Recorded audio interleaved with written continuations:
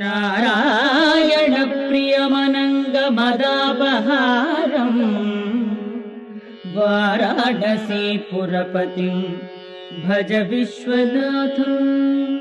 చిదంబరంలో ఆకాశలింగం తలుపు తీసి చూపిస్తారు, మారేడు దండలు వేసి ఉంటాయి. ఆ వెనక శివలింగం ఏమి ఉండదు, గోడ ఉంటుంది.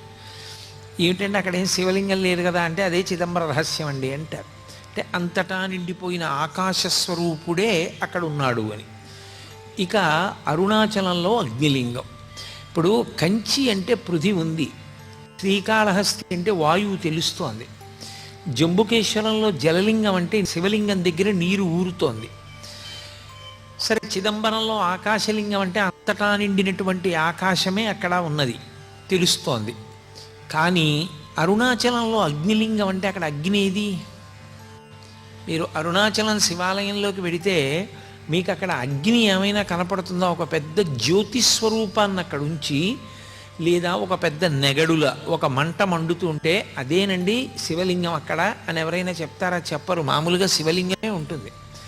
మామూలు శివలింగమే ఉన్నప్పుడు అరుణాచలంలో ఉండేటటువంటి శివలింగం అగ్నిలింగం ఎలా అవుతుంది? అరుణాచలమునందు అగ్నిలింగం ఉన్నది అని ఎందుచేత చెప్పబడింది అంటే, మీరు బయట ఎంత చల్లగా ఉండనివ్వండి, అరుణాచలం దేవాలయంలోకి వెళ్ళి కూర్చుంటే ఒళ్ళు చెమటలు పోస్తుంది, అంత వేడిగా ఉంటుంది. ఆ వేడి నిజంగా అగ్నిహోత్ర స్వరూపంతో ఉంటే మనం తట్టుకోలేమని ఆ వేడి రూపంలో ప్రకాశిస్తూ ఉంటాడు ఆయన. కాదు కాదు, అసలు యథార్థం ఏమంటే అది జ్ఞానాగ్ని.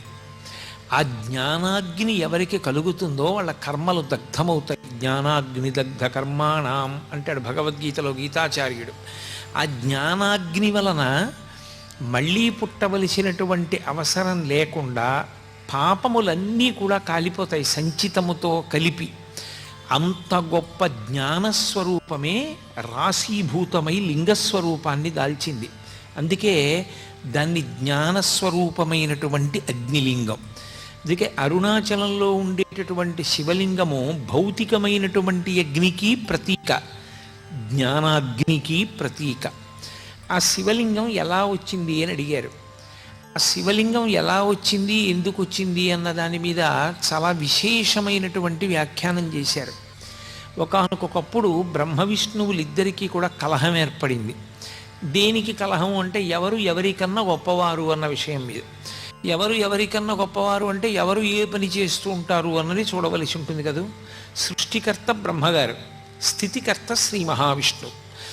ఈ సమస్త భూతములు నేను సృజిస్తే కదూ వాటిని నిలబెట్టడం అన్నది, వాటిని పోషించడం అన్నది.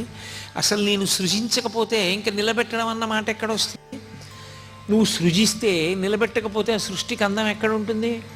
కాబట్టి వాళ్ళిద్దరి మధ్య వాదోపవాదాలు పెరిగాయి. మీరు ఒక్క విషయాన్ని బాగా గమనించవలసి ఉంటుంది. మాయా అని ఒక మాట ఉంటుంది. ఆ మాయకి అందరూ వశులవుతారు. శివమాయామోహితులైన నాడు బ్రహ్మగారు విష్ణువు కూడా శివమాయకు వశులైతే వారి యొక్క బుద్ధి యందు కూడా ఒక మేఘం కమ్మినట్టుగా కమ్ముతుంది. అంతేకాని అది శాశ్వతమైనటువంటి వైక్లభ్యము కాదు. ఆ శివమాయామోహితులయ్యారు వాళ్ళు. ఆ శివమాయామోహితులయ్యారన్న మాటని శివమహాపురాణంలో వ్యాసుడు ఎన్ని మార్లో ప్రయోగిస్తాడు. కాబట్టి వారి మధ్య అహంకార భేదం వచ్చింది, కలహం ఉత్పన్నమైంది.